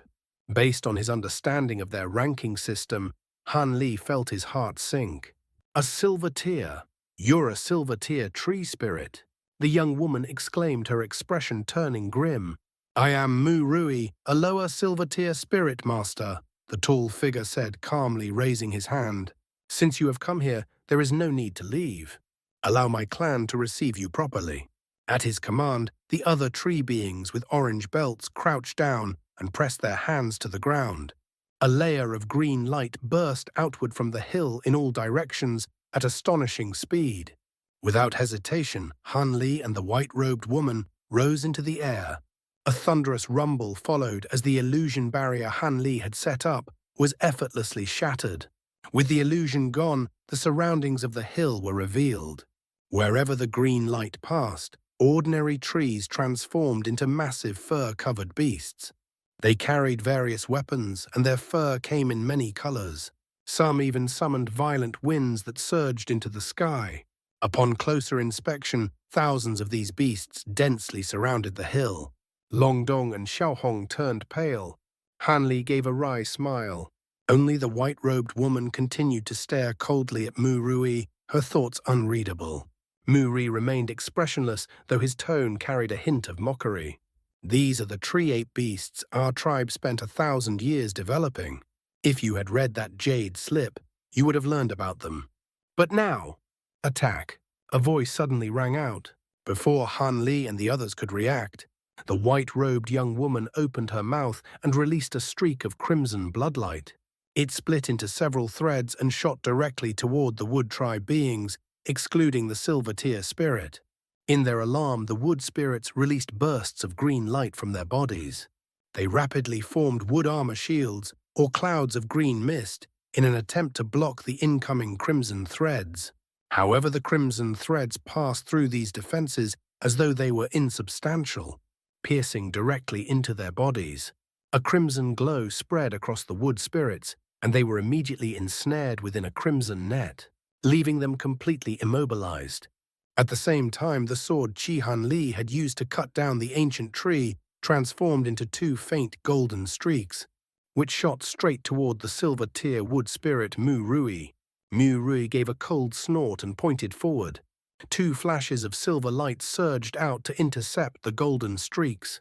Dull metallic clashes rang out as the golden streaks shattered into countless fine golden particles, which then dispersed and settled over Mu Rui's body.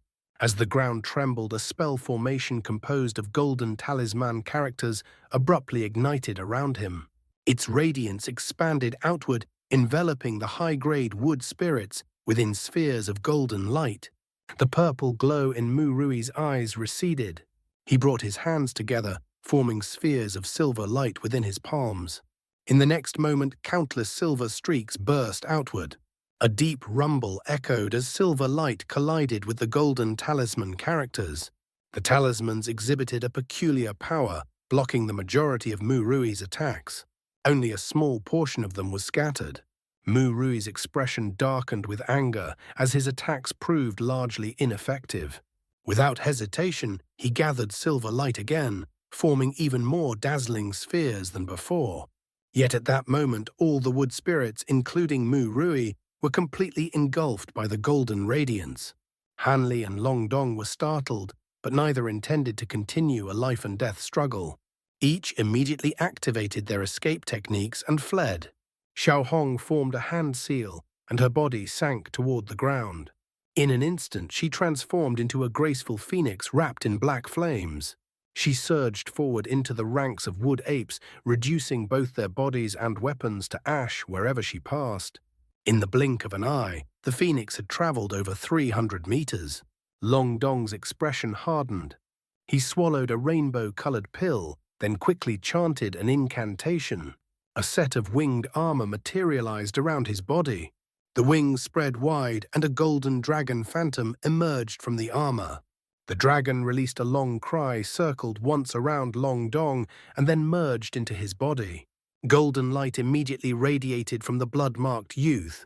He shot forward as a 30-meter-long streak of gold, within which the faint image of a soaring five-clawed dragon could be seen. Anything in its path was instantly reduced to blood and fragments. In contrast to their explosive displays, Han Li silently activated his own technique. With a clap of thunder, a pair of azure and white wings unfolded behind him.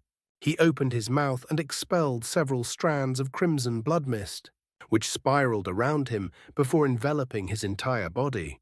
The mist pulsed and contracted, then released a crimson streak. It flickered several times before appearing far in the distance, passing through the wood ape beasts as if they were mere illusions. With another flash, Han Li's crimson form vanished once more. At the deity transformation stage, his blood shadow evasion was several times faster than the techniques of Long Dong and Xiao Hong. When the two saw this, they could not help but feel stunned. Meanwhile, the young woman in white robes raised her hand and summoned a sparkling red broken blade. Without any elaborate movement, she simply swung it toward the densest cluster of wood apes.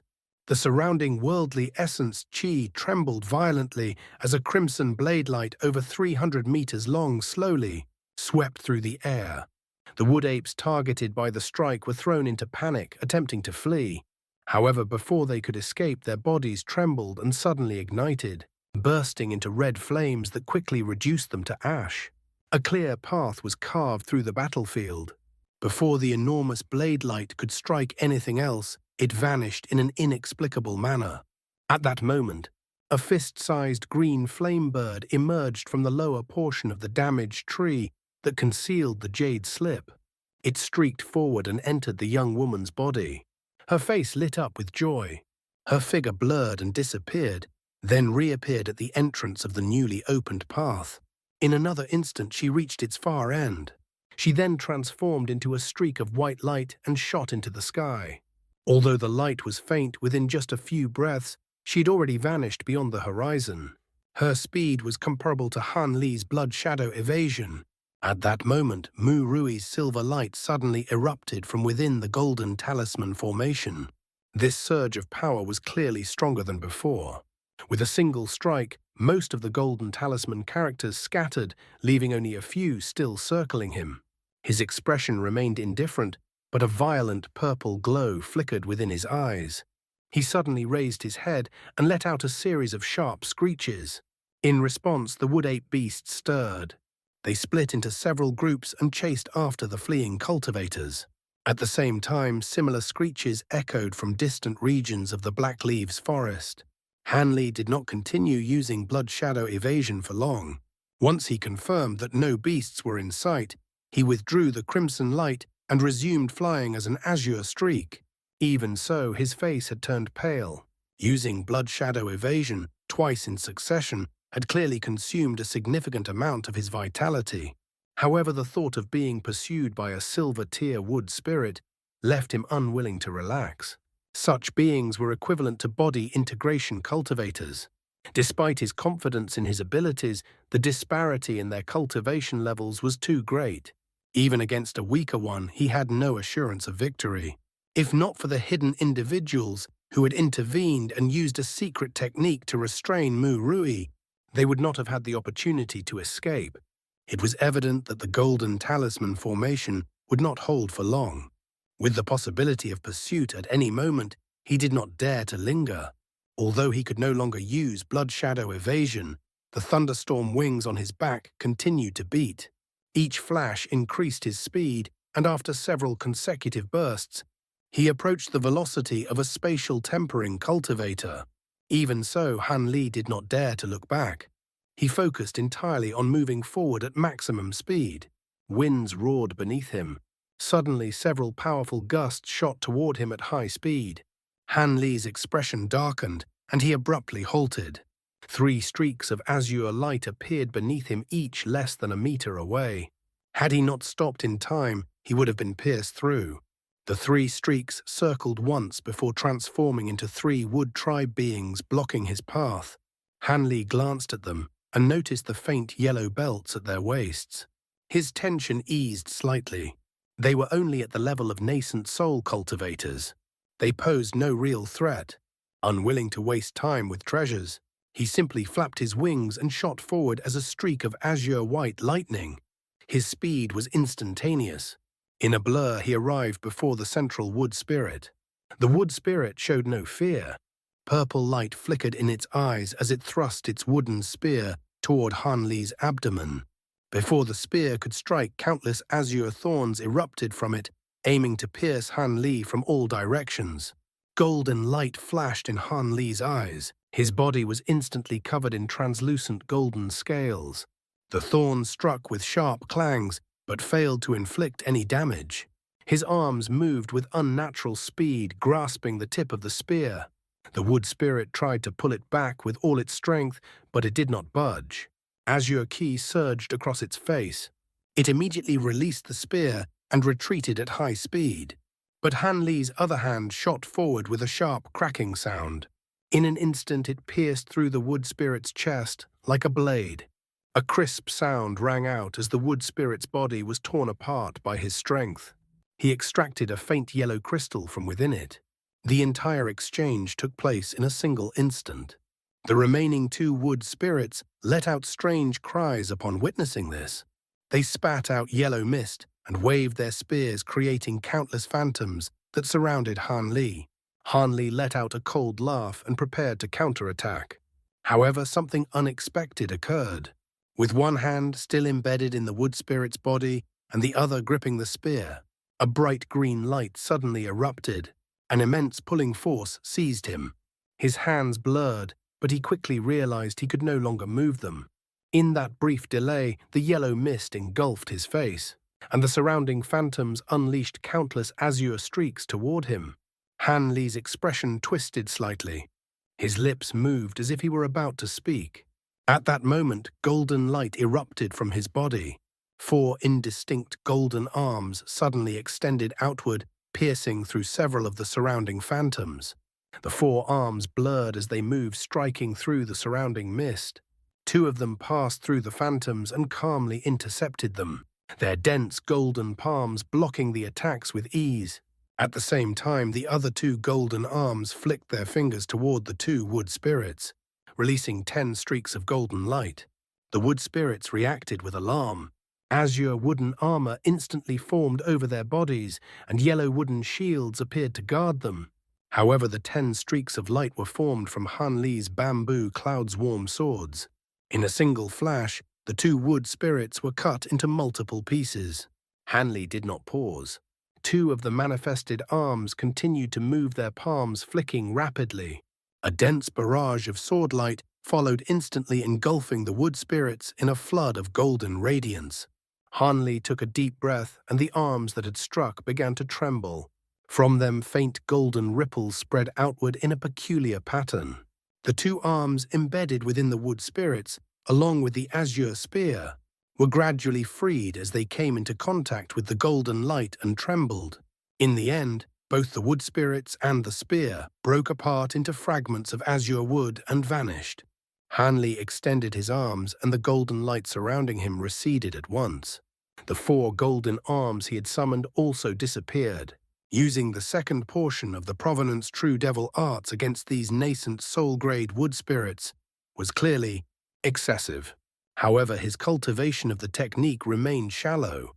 He was still unable to bring out its true power. It could not yet be relied upon against strong opponents, and was only suitable for catching enemies off guard. He was certain that once he reached the spatial tempering stage and cultivated the 3rd portion of the dual cultivation art, the power of the Provenance True Devil arts would reach an unimaginable level. It would undoubtedly rival the finest techniques. With that thought, Han Li transformed into an azure streak and sped away. Along the way, he encountered several more groups of wood tribe beings. Most of them were at the nascent soul stage, and a few were even weaker. Han Li avoided them whenever possible. If avoidance was not an option, he eliminated them quickly. He had no intention of becoming entangled in prolonged combat. Despite his speed, half a day later, he encountered a serious obstacle. 2 wood spirits wearing purple belts appeared before him. One was tall and robust, the other slender. They appeared to be male and female. Behind them stood 4 wood ape beasts, each over 20 meters tall. Their fur was silver, and they held massive yellow rods in their hands. The ape's eyes were bright and intelligent. When they looked at Han Li, he immediately sensed danger. In fact, the threat they posed felt comparable to that of the 2 wood spirits. Purple-grade wood spirits were equivalent to deity transformation cultivators. They would not be easy opponents. Now that Han Li had reached the edge of the Black Leaves forest, his intention was to leave immediately and avoid any further conflict. However, the wood spirits and the apes stared at him with clear hostility. His expression grew cold. Without hesitation, he slapped the back of his head. A surge of grey light shot upward into the sky. It circled once before forming a massive grey ring over 100 meters wide. The ring spun slowly in the air, drawing the attention of his opponents. At the same time, his other sleeve moved slightly. 72 small swords were silently summoned and sent out in all directions. His plan was simple. The divine essence-fused light would hold them in place, and the aureate sword formation would destroy them. Elsewhere, Xiao Hong floated in mid-air, her complexion pale. Her gaze was fixed on several green blurs that had appeared before her. There were 3 wood spirits, all wearing purple belts. In another direction, Long Dong continued to flee in a streak of golden light. Behind him, a pure golden wood ape, wielding a massive black axe, pursued relentlessly. Rainbow light shimmered across its body as it chased him like a falling star. The phantom of the 5-clawed golden dragon had mostly dissipated. Even so, when Long Dong glanced back at the fierce golden-furred ape, he showed no intention of turning to fight. He continued forward at full speed. Within a few hundred kilometers, he would reach the edge of the forest. A white streak cut through the air with a sharp whistle. Several kilometers behind it, a silver light followed closely. The two streaks flickered intermittently as they moved quickly, covering distance. The white light was unable to shake off its pursuer, while the silver light could not close the gap. They continued in this stalemate until both streaks left the forest and disappeared into the distance. Han Li hovered in the air, watching as countless golden threads from the sword formation gathered into a dense sphere. In the end, the final silver-haired wood ape was caught within it and torn apart without resistance. He exhaled slowly, formed a hand seal, and said, "Withdraw." Hundreds of golden lights appeared in the air with a clear ringing sound. In a flash, they reverted to 72 small swords. The swords circled him briefly before shooting back into his sleeve. With a slight movement of his sleeve, they vanished completely. At the center of the former sword formation, only a faint cloud of blood mist remained, not yet dispersed. Han Li blinked. The true aureate sword formation, formed by the 72 swords, was far more lethal than he had expected. In a brief moment, he had trapped and killed 2 purple-grade wood spirits and 4 troublesome silver-wood apes. The golden threads released by the formation had annihilated them effortlessly. Recalling that Qing Yuanzi, a spatial tempering cultivator, had once used a grand sword formation to block a body integration cultivator, Han Li now believed the claim. Without lingering, he put away his flying swords and immediately headed toward the forest's edge. An hour later, he finally arrived. When he was about 50 kilometers beyond the forest, he quickly placed a high-zenith invisibility talisman on himself. His body instantly turned intangible and vanished. Seeing this, he let out a long breath of relief and abruptly changed direction. Not long after, he left 2 streaks of yellow light arrived at his previous location. The light faded, revealing 2 wood spirits wearing yellow-orange belts. They were the same wood spirits who had accompanied the silver-tier wood spirit earlier. The white-robed woman had used a powerful technique to trap them. They circled the area where Han Li had been speaking quietly to each other. After confirming that no trace of him remained, they could only withdraw unwillingly. Han Li had no way of knowing that his caution had allowed him to avoid a disaster. Otherwise, 2 spatial tempering-grade orange belt wood spirits would have begun pursuing him. Escape would have been impossible. After traveling thousands more kilometers, Han Li finally confirmed that he had shaken off pursuit. He formed a hand seal, and talisman characters flashed across his body. His figure reappeared, returning to normal. At the same time, a ball of spiritual light separated from him and reverted to the high zenith invisibility talisman. He caught the talisman between 2 fingers and made it disappear. He then carefully surveyed his surroundings before descending onto a small mountain. His expression was somber as he began to think. At that moment, his mood was not good. The Wood Tribe had destroyed the Jade Slip in a moment of chaos. Did that mean his mission had failed? If so, he would not obtain the earth-cleansing pills he needed. Would he have to return to Deep Heaven City? No. The one who had restrained the silver-tier wood spirit was clearly a spy planted by the humans and demons within the Wood Tribe. If that was the case, the Jade Slip might not have been genuine. The true information could still be on that person. As long as he found that individual, the mission could still be completed. With this thought, a trace of hope appeared in his mind. He would need to find the white-robed young woman. The question was how. Han Li's expression shifted slightly, and a faint, calculated smile appeared. His sleeve trembled, and a transparent sphere flew out. It circled him once before transforming into a palm-sized leopard. It was the leopard Kirin beast. The small beast looked at Han Li with bright green eyes and let out a soft, low sound. Without speaking, Han Li summoned an azure spell plate.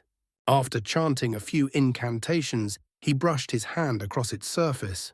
A tiny white light, no larger than a pea, emerged from the plate. It floated slightly above it, remaining still. Han Li gave a soft whistle and gestured toward the beast. The leopard Kirin yawned and remained where it was, appearing completely uninterested. Han Li was momentarily speechless. On the journey to the wood forest, he had allowed the leopard Kirin to stay with the weeping soul beast for several days. It seemed it had picked up the latter's lazy habits. However, this was not the time to dwell on such matters. He ran his hand over his storage bracelet and took out a small green bottle. From it, he poured out a crimson medicinal pill and tossed it toward the beast. The sluggish leopard Kirin instantly became alert. It moved in a blur, leaving an after-image as it leapt into the air and swallowed the pill. Its tail wagged as it let out a pleased sound, circling Han Li, as if asking for more. Han Li said nothing. He simply pointed at the white light above the spell plate. Through his spiritual sense, he conveyed his intent. The small beast immediately understood. Without hesitation, it vanished from its spot and reappeared atop the spell plate. It examined the white light for a moment, tilted its head slightly, and then swallowed it.